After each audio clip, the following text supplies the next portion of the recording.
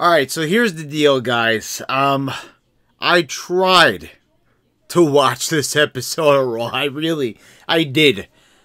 And I couldn't. I started off with the Seth Rollins Triple H promo, and I see this amateurish beatdown that looks so fake, so phony from the NXT guys. And I have to stop. Like, we're back again with the Triple H and Seth Rollins thing. I don't know what to do at this point in my career, guys. Like, oh my God. First of all, I like the fact that, Seth said that he hears the crowd, but, he doesn't really give a damn about them. So I guess they're kind of going with a tweener character, but he's still a face. I don't know what's going on. And one of the cringiest things that was said was Seth Rollins then says that he changed the culture of Raw by beating Brock Lesnar and having him go to SmackDown. And now it was on Raw. This was giving opportunity to other wrestlers. They had probably the worst year on Raw. They were making SmackDown look like roses in comparison. And somehow, some way, Seth Rollins was changing the landscape of Raw, changing the culture. If this is culture, I don't know what to tell you. If this is culture, then this is one messed up form of culture. I mean, culture, this is garbage. This is nothing. There's a bunch of people here that don't belong on this show, and no one's watching. You had people leaving in droves, even more than usual, with Seth Rollins being the Universal Champion. And the fact, I get it. Maybe this guy wants to, they want to try to sell it that he's being cocky and egotistical. But I think that's really what they thought by doing that. By putting Lesnar on SmackDown and having Seth on Raw. The thing that they did with The Fiend, it wasn't even planned. They were doing damage control. They had no intent of ever making that guy the champion. But instead of just saying, enough with the stupid draft and just put The Fiend on Raw, we're here, listening to a boring promo. But here's the funny thing about this. So the OC comes out at total random. You've got Undisputed Era out there. And, you see these guys that come down to the ring. And they look like a bunch of nobodies. A bunch of Mama Lukes. A couple of guys that, they look like no one important. They don't even look like they belong on the show. And they come out.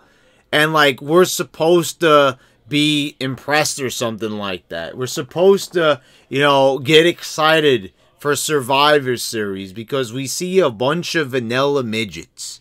And the OC comes out. They start going after the Undisputed Era. They go into the crowd.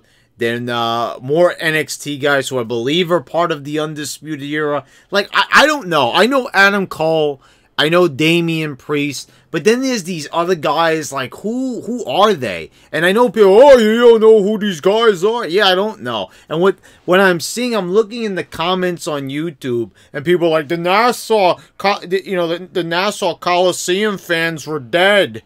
They were dead for this show. And it's like, I saw, that comment got 1.7 thousand likes. Why they're not reacting? Because, first of all, Nassau Coliseum has never been that smarky. Let's be advised. Even the last MSG show I went to was not smarky. The New York crowds are not that bad. It's only when they bring it to MetLife Stadium. That's when things get a bit smarky, because then you've got the fans from the UK coming in and other people. You've got people coming from from Philly and all these other like different wrestling cities that like to cause a ruckus. So you've got the melting pot there, and plus that's not even, despite what they say, that's not even New York. East Rutherford is Jersey. MetLife Stadium is in Jersey. You know, the New York teams play there, but it's actually technically New Jersey. So these fans are complaining basically that we're getting a show that's worthy of a crazy, you know, ruckus crowd. But we're not. We're supposed to lose our minds over guys that look like this. I mean, I will even say this. Seth Rollins looks 10 times better. Keep in mind, I'm saying this about Seth Rollins. Seth Rollins! You know how much I've said about this guy the past couple of years. I am even saying this guy looks 100 times more like a star than any of these guys. Like Adam Cole. Adam Cole, let's be honest here. Adam Cole was one half of a tag team. I don't even remember who his team was in Ring of Honor. But Adam Cole was a tag team wrestler. After everyone who was worth a damn left Ring of Honor, you know, after you had your Tyler Blacks, your Chris Heroes, you had your Daniel Bryan was long gone, CM Punk was even longer gone than that, Eddie Edwards, everybody was out of there. You know, every single person, you know, that even, you know, had any sort of superstardom or had a world title reign was gone. There, you know, Samoa Joe wasn't coming back. You had a ton of guys who were just never coming back to the company. Everyone that they, you know, had built into stars had moved on to the WWE, were in Impact Wrestling. So they had nobody. So, you know, they built a lot into Adam Cole. And so then WWE wanted him, and NXT made him into a big star. Now that, like, all the guys that were in NXT are now, you know, on the main roster, so that also includes Seth Rollins, Tyler Black, Samoa Joe. Whether they were successful or not, you know, these guys were all bigger than Adam Cole in Ring of Honor. And now Adam Cole is here, and, like, we're supposed to now look at this guy like he's the champion. So then they have the match, and it's basically copy and paste, right? It's the same stuff, you know, minus a few guys. We've got Seth Rollins going one-on-one with Adam Cole, and now, you know, and it ends, you know, with the no contest or whatever it was, a disqualification, whatever the case may be. And, you know, and this brawl, this looked horrible. More people pour out of the back, and there are just like so many punches that look so corny. You even oh my god, you even had one guy doing this, like it looked so stupid, it looked dumb, it looked moronic. Both beatdowns were like, I'm just staring at my screen saying, what are these guys doing? They're amateurs. They're going to actually put these guys on Survivor Series, a pay-per-view that Hulk Hogan, the Macho Man. You know, this is the thing. Everyone that criticized Hulk Hogan for not being a good wrestler. Hulk Hogan knew how to throw a punch. He knew how to throw a believable punch. You could say whatever you want about that guy's skills, but at least he was believable in the ring. These guys, you got some guy doing this, and like this was like a, you know, like a cartoon. It's animated. It's stupid. And this is a brawl. You know, and the NXT fans, the smarks, they say, we're supposed to take this seriously. And meanwhile, you got a goofball doing this, like, double punch nonsense on the outside. And I'm like, are you serious? Are people actually hyped about this? That the NXT, like, these are developmental guys. And Seth Rollins says he doesn't know what he wants to do next in his career. So what is he going to do? He's going to go up to Triple H and challenge for a developmental title. He was the world title. I mean, he was the world champion just a few days ago. Just a few days ago, guys, on Thursday, he was the Universal Champion. Now, what does he want? He wants the Developmental Championship. He wants the NXT title. You know, this is what he wants. He wants Adam Cole's championship. He's on the main roster. You're not in NXT. You're on the show that has triple the ratings.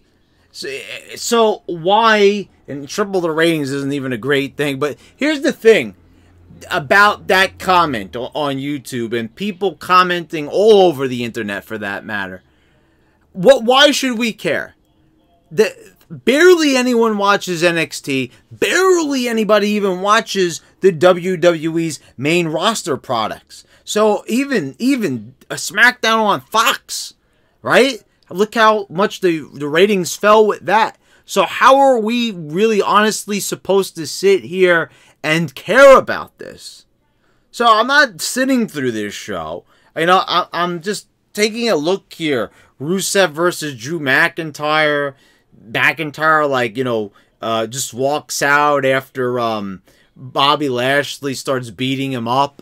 And I'm like, McIntyre, this guy deserves so much more. You know, you have a whole show where you have an opportunity to do things with him on, you know, on the Crown Jewel, but he's just in a tag match.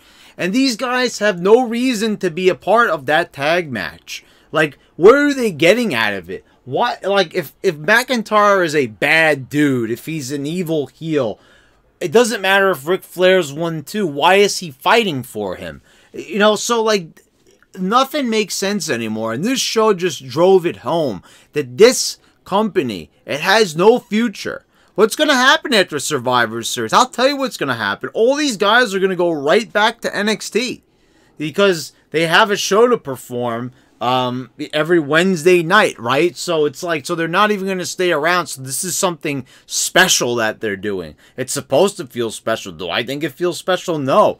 I feel like this is a downgrade, if anything. I'm not sitting around watching Seth Rollins going one-on-one with Adam Cole for a developmental championship on a flagship show. A show that, you know, we used to see The Rock, Stone Cold, The Undertaker, Mick Foley, you know, John Cena, Batista compete on a weekly basis. It felt big time. It felt important. And now I'm watching Adam Cole, who actually makes Seth Rollins look like he's Batista. He makes Seth Rollins look like he's Batista compared to Adam Cole. This shrimpy little goofy, you know, overrated, like, just vanilla midget. It's basically, I'm sorry. I know a lot of people get uncomfortable with the Kevin Nash term, but now, I'm sorry, it needs to be applied. You know, this is what's funny. Chris Benoit, Dean Malenko, Eddie Guerrero, Perry Saturn, like, these guys, they might have been small, but they actually looked like something. And that was back then. You know, now it's like, you look back on it, and now you see that now these really are the vanilla midgets. These guys are nobodies that are told, we're told that they're somebodies. We're told, oh, they're athletes. Okay, they're athletes. Well, what else do they have to offer? Everyone does a suicide dive. Everyone does a moonsault. Everyone does a flip. Everyone does a kick, you know, and slaps their boot when they do it. But you know what I'm saying? Like, what are we supposed to really get excited for here? What here is entertaining to us? You know, what are we supposed to just be like Dave Meltzer's and just hope for great, you know, 5-star matches? I'm not really interested in that because I don't like this style of wrestling. I don't. I don't like this spotty, you know, fest, all flipping over. No one's selling anything. It's one move after the other. I have no time to appreciate anything. You know, don't make this show into Dynamite. Because I don't care what anyone says, that show is horrible. Commentary aside, I don't think I could even continue watching that because every minute is painstaking. And the fact that the last show that tried to have more story actually ended up being one of the worst shows is really saying something. That there really is no hope for that company. And I know people are going to say, give it a chance, give it a chance. No, I'm sorry. You know, I don't know. We will see. Because I can't stand this product anymore. You know, I just got back into it about a month ago now, more than a month ago, reviewing these shows again. I honestly don't know how much I could carry on with this. I thought maybe I could do Raw reviews. This has got to be, Raw has to just, I mean, I think SmackDown is a better show. Just to be honest. Raw is like, I don't know what it is. I don't know if it's Heyman. I don't know what it is, but like really, like this was horrible. This was just bad. Just skimming through a few other things, I'm just like, oh my God. Like this NXT invasion thing. And we're supposed to be scared. Developmental guys who are even smaller. Like we've complained about guys not looking the part on the main roster. We better hope to God that these developmental NXT jobbers don't come on to the main roster. Because I don't know what kind of freak show Triple H is running down there, you know, with NXT. But these goofballs, like, they will literally pick anybody. They will pick anybody to train to be a wrestler. I mean, you know, that's one thing, follow your dream, do what you want to do in life, but there comes a time when we really have to just say enough is enough already. Like, honestly, like, we're watching this show for years and years and years and years. And you've got people here on YouTube who are actually saying that this garbage is good. That we have one person in particular saying that we have one of the best SmackDowns of all time last week. Literally. Somebody who everyone already knows who I'm talking about says it's one of the best shows. A guy with a large following on here. A very entertaining, a good YouTuber that connects well with his audience. I have no problems with the guy, but the opinion, I'm sorry, I know it's an opinion, but the opinion is very inaccurate. Just to say the least, because, you know, it's not the best show. Because when no one watched the show, how can it really be the best show? That's factually untrue. It's an opinion. You enjoyed that show, but it's not one of the best. No one can rightfully say that any of these shows are the best when they are put together the way that they are. Seriously, I'm watching this show, and this just exposed everybody. Look at those beatdowns. You've got the King on commentary who probably throws the best punch in the business. Why is the King not going up to like 20 of these guys and telling them, your punches, they look like complete garbage. Let me show you how it's done. Let me save your career, kid. No. No one wants to do that because you've got a roster full of SJWs. No, because if you say something about their work, they'll be like, oh, you're mean, remember?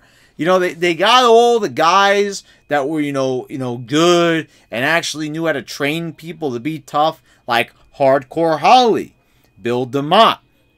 You know, okay, some of these guys were nut jobs, like Jim Cornette slapping people, and now you even see now with Jim Cornette how he, you know, the thing that he said the other day about an NWA ring announcer for him not wearing his bow tie. You have to honestly say that man, he's a madman, and he should not, you know, be in there. But everyone else, they took everyone else out that was worth a damn. And now we are left with a product that has nothing to offer.